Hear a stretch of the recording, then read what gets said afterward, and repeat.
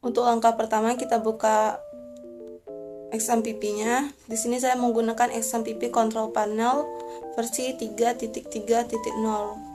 Nah, ketika sudah kita buka, kita aktifkan beberapa modul. Di sini saya mengaktifkan Apache dengan klik Start dan MySQL. Apache sebagai web servernya, MySQL sebagai tempat untuk menyimpan datanya. Nah, ketika sudah hijau dan stop, lalu klik menu Shell. Pertama, kita login terlebih dahulu dengan perintah MySQL. SQL min.u adalah username. Nah, username-nya itu root, lalu min.p adalah password, lalu klik enter. Enter password dikosongkan saja, jadi klik enter lagi. Nah, untuk melihat database apa saja yang telah dibuat dengan perintah show databases, koma, enter. Nah, sudah terlihat database apa saja yang sudah terbuat. Nah, untuk membuat database yang baru dengan perintah create database, nama databasenya. Di sini saya membuat database hotel, koma. Lalu show database lagi, show.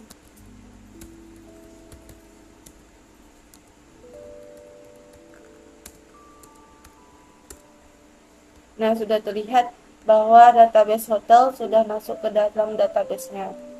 Nah, untuk mengaktifkan database hotel tersebut, kita menggunakan perintah use data, nama database-nya hotel, koma. Nah, artinya di sini kita sedang mengaktifkan atau mengakses database hotel tersebut. Setelah membuat database dan mengaktifkan database tersebut, maka kita dapat membuat tabelnya. Membuat tabel dengan perintah create tabel, nama tabelnya. Di sini saya buat tabel tamu, buka kurung, tab, masukkan nama field, tipe datanya dan size-nya.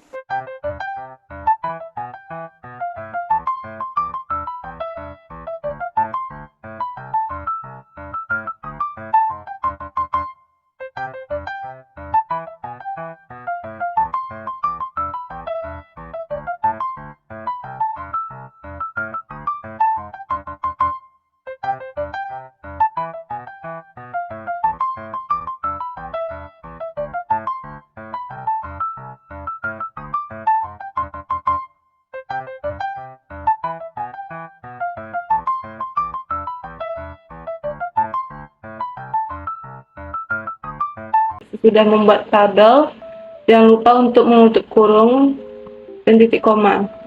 Nah, selanjutnya untuk melihat tabel tersebut dengan perintah show tables,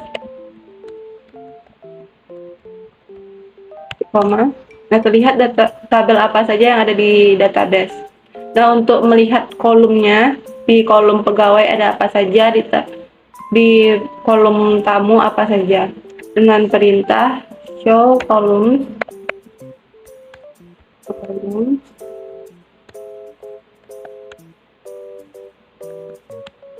from pegawai.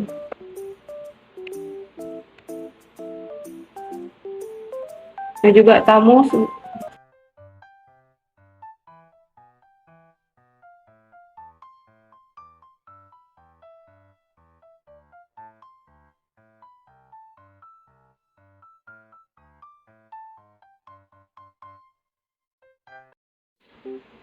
Dalam database, penting bahwa setiap tabel-tabel di dalam database tersebut saling berhubungan. Dan untuk menghubungkan tabel-tabel tersebut menggunakan jenis key dalam database. Nah, pertama-tama kita mengubah terlebih dahulu salah satu field di dalam tabel tersebut menjadi kunci utama atau primary key sebagai tanda pengenal. Nah, tanda pengenal itu kita ambil dari field yang mana lebih cocok untuk membedakan antara data satu dengan data lainnya. Nah, dilihat dari tabel pegawai dan tabel tamu, field yang paling cocok untuk dijadikan primary key adalah ID pegawai dan ID tamu, karena tidak ada ID pegawai dan ID tamu yang sama. Nah, untuk mengubahnya menjadi primary key dengan perintah alter table, nama tabelnya, enter, add primary key,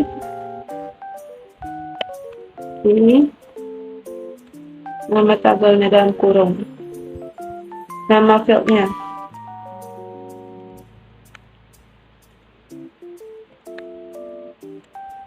titik koma. Dan untuk ID pegawai kita ubah juga dia menjadi primary key. Nah, kita buat perintah show columns lagi.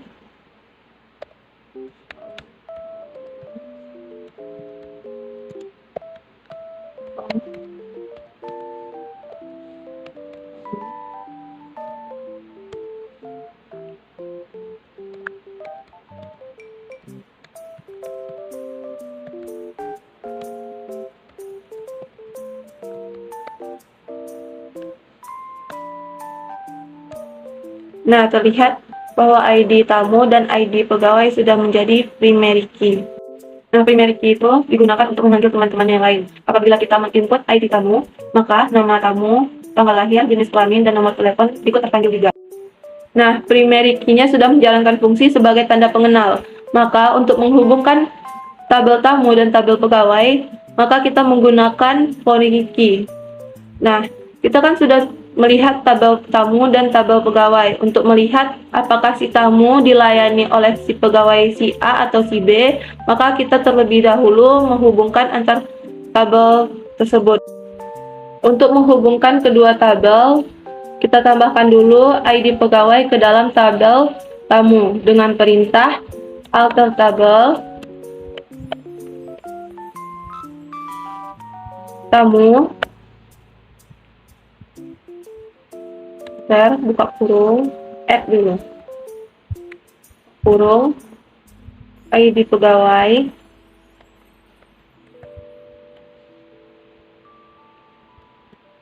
chart, ini, kurung, titik koma. ID pegawai sudah ditambahkan ke dalam tabel tamu.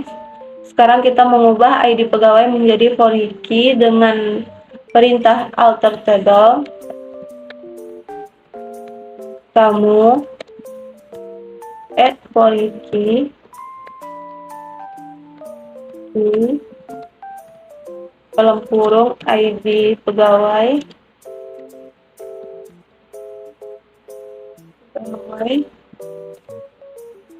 kurung, references,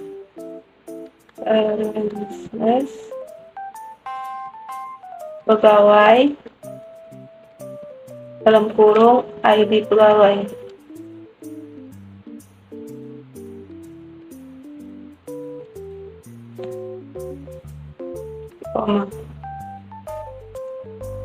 Query oke. Untuk mengganti nama field pada tabel, kita dapat menggunakan perintah alter table. Buat nama tabelnya, change, buat field lama, terus diganti dengan field yang baru beserta tipe data dan size-nya. Setelah tabel terbuat, maka kita bisa mengisi tabel tersebut dengan perintah insert into nama tabelnya, lalu masukkan masing-masing nama fieldnya, values, lalu masing-masing isi dari fieldnya tersebut.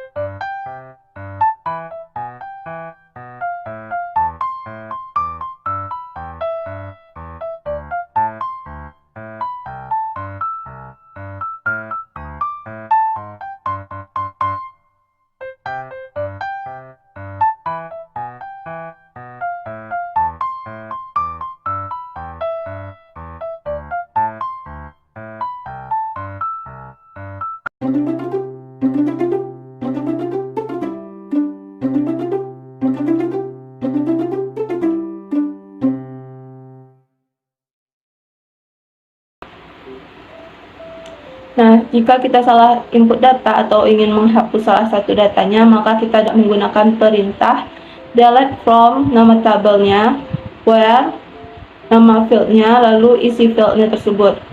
Maka di sini saya mencontohkan menghapus nama sisi, data sisi. Maka terlihat data sisi sudah terhapus.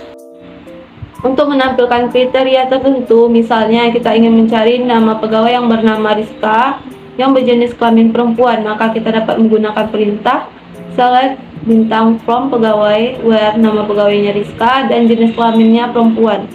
Dan untuk mencari nama pegawai yang bernama Rizka dan Dea, kita dapat menggunakan perintah select bintang from pegawai, where nama pegawai Rizka or nama pegawai Dea. Nah, ketika kita ingin menghapus salah satu tabelnya, kita dapat menggunakan perintah drop table, nama tabelnya, misalnya di sini tamu,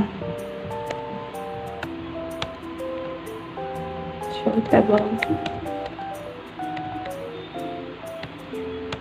Nah, lihat bahwa tabel tamu sudah terhapus. Nah, untuk menghapus database hotel yang telah kita buat dengan menggunakan perintah drop database hotel titik koma.